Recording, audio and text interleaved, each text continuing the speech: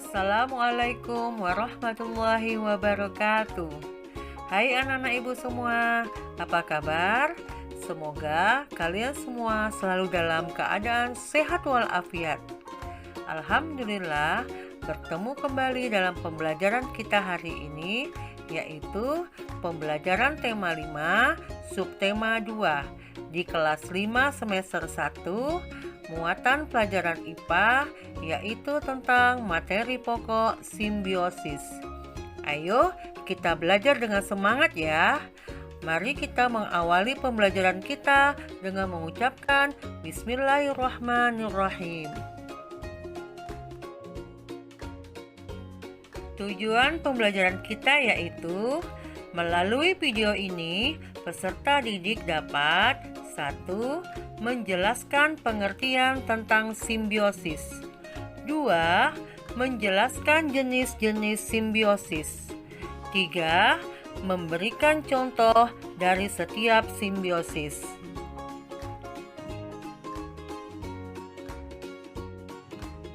Dalam suatu ekosistem, terjadi interaksi atau hubungan yang saling membutuhkan antar makhluk hidup dan antara makhluk hidup dengan komponen tidak hidup. Saling membutuhkan dan saling ketergantungan antara makhluk hidup yang satu dengan yang lain akan menciptakan suatu hubungan dengan cara yang khas. Hubungan antara dua makhluk hidup yang sangat erat dan khas, inilah yang disebut dengan simbiosis. Jadi, simbiosis adalah hubungan antara dua makhluk hidup yang sangat erat dan khas. Simbiosis terbagi menjadi 3. Yang pertama, simbiosis mutualisme. Simbiosis mutualisme adalah hubungan antara dua makhluk hidup yang saling menguntungkan. Yang kedua, simbiosis komensalisme. Simbiosis komensalisme adalah hubungan antara dua makhluk hidup di mana makhluk hidup yang satu mendapatkan keuntungan sedangkan makhluk hidup yang lainnya tidak diuntungkan dan tidak dirugikan. Yang ketiga, simbiosis parasitisme. Simbiosis parasitisme adalah hubungan antara dua makhluk hidup di mana makhluk hidup yang satu mendapatkan keuntungan sedangkan makhluk hidup yang lain mendapatkan kerugian. Baiklah anak-anak ibu, sekarang ibu akan memberikan beberapa contoh simbiosis mutualisme, yaitu hubungan dua makhluk hidup yang saling menguntungkan. Contoh yang pertama adalah hubungan antara kerbau dan burung jalak. Kerbau dan burung jalak memiliki hubungan yang erat dan khas, di mana kerbau dan burung jalak sama-sama mendapatkan keuntungan. Keuntungan yang didapatkan oleh kerbau adalah kerbau terbebas dari rasa gatal karena kutu pada tubuhnya berkurang atau hilang dimakan oleh burung jalak.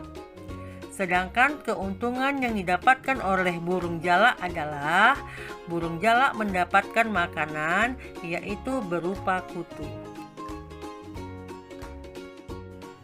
Contoh simbiosis mutualisme yang kedua adalah hubungan antara kupu-kupu dan bunga. Hubungan antara kupu-kupu dan bunga adalah hubungan yang saling menguntungkan, yaitu kupu-kupu mendapatkan keuntungan karena memperoleh makanan berupa madu yang terdapat pada bunga. Sedangkan bunga juga mendapatkan keuntungan, yaitu bunga mendapatkan bantuan dari kupu-kupu dalam proses penyerbukan. Contoh simbiosis mutualisme yang ketiga yaitu hubungan antara ikan badut dan anemon laut.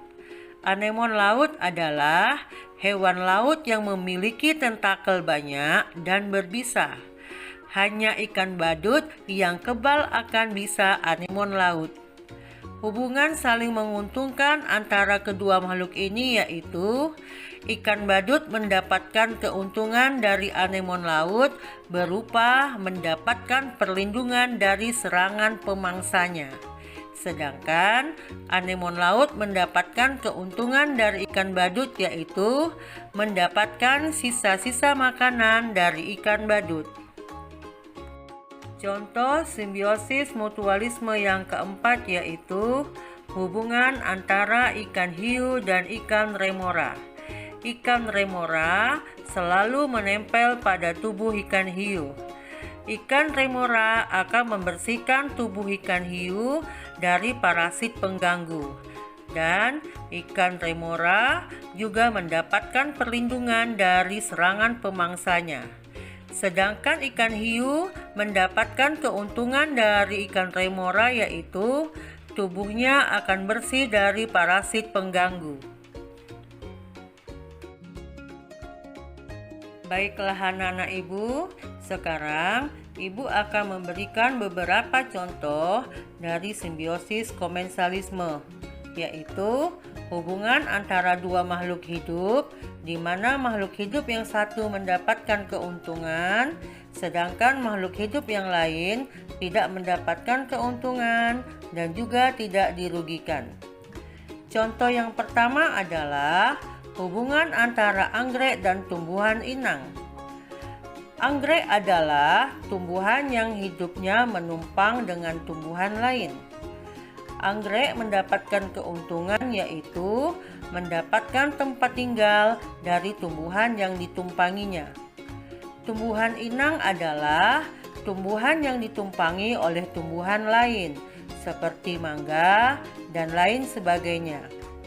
Tumbuhan inang tidak mendapatkan keuntungan dan juga tidak mendapatkan kerugian dengan adanya anggrek di batangnya. Contoh simbiosis komensalisme yang kedua yaitu hubungan antara tanaman paku tanduk rusa dan tumbuhan inang. Paku tanduk rusa hidupnya sama seperti anggrek, yaitu menumpang pada tumbuhan yang lain. Paku tanduk rusa mendapatkan keuntungan, yaitu mendapatkan tempat tinggal dari tumbuhan yang lain. Sedangkan tumbuhan inang yang ditumpanginya tidak mendapatkan keuntungan dan juga tidak mendapatkan kerugian dengan adanya tanaman paku tanduk rusa di batangnya. Contoh simbiosis komensalisme yang ketiga yaitu hubungan antara ikan pilot dan penyu. Ikan pilot adalah ikan yang selalu menempel pada tubuh penyu. Ikan pilot mendapatkan keuntungan dari penyu, yaitu ikan pilot mendapatkan makanan berupa sisa-sisa parasit pada tubuh penyu. Sedangkan penyu tidak mendapatkan keuntungan dan juga tidak mendapatkan kerugian dengan kehadiran ikan pilot.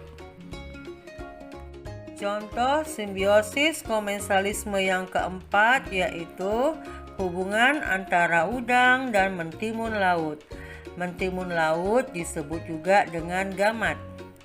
Udang selalu menempel pada tubuh mentimun laut. Udang mendapatkan keuntungan dari mentimun laut, yaitu udang mendapatkan sisa-sisa makanan pada mentimun laut. Sedangkan mentimun laut tidak mendapatkan keuntungan dan juga tidak mendapatkan kerugian dengan kehadiran udang.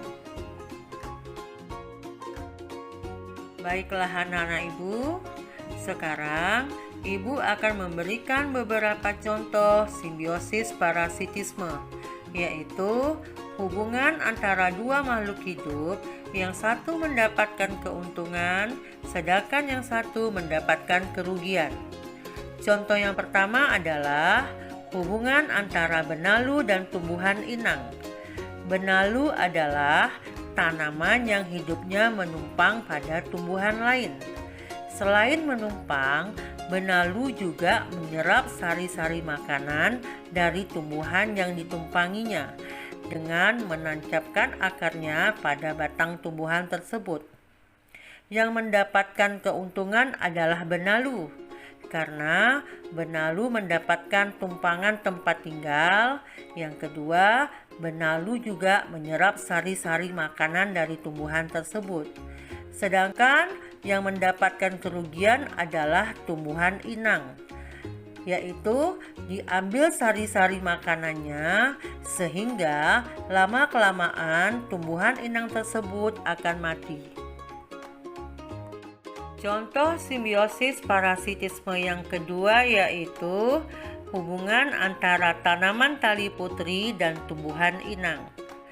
Tanaman tali putri sama seperti benalu. Tali putri adalah tumbuhan yang menumpang hidupnya pada tumbuhan lain dan menyerap sari-sari makanan dari tumbuhan yang ditumpanginya. Yang mendapatkan keuntungan adalah tanaman tali putri.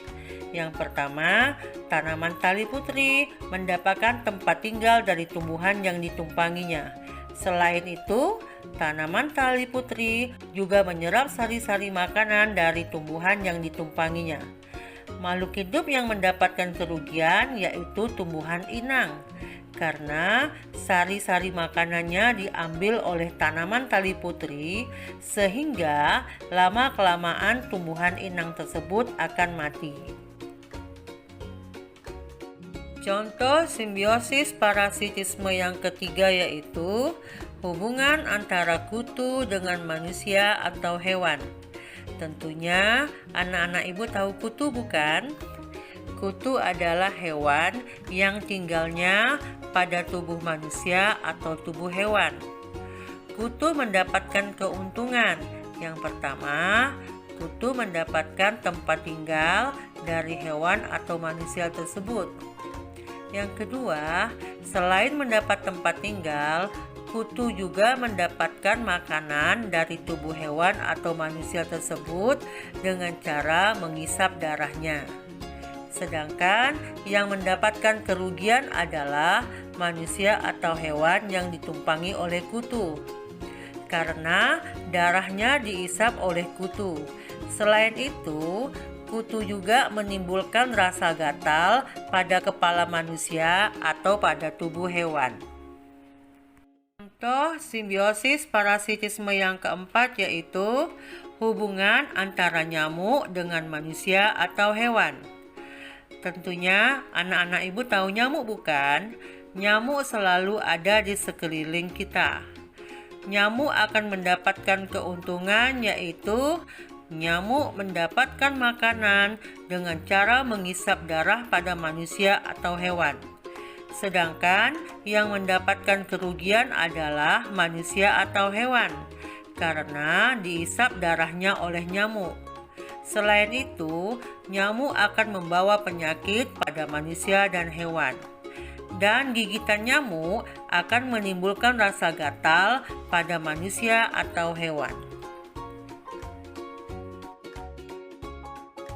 Baiklah anak-anak ibu, alhamdulillah penjelasan ibu tentang materi simbiosis telah selesai ibu paparkan. Semoga apa yang ibu jelaskan pada video pembelajaran ini dapat mudah dipahami oleh anak-anak ibu semua, serta sangat bermanfaat untuk kalian selama belajar dari rumah. Pesan ibu, jaga kesehatan dan terus semangat dalam belajar. Wassalamualaikum warahmatullahi wabarakatuh.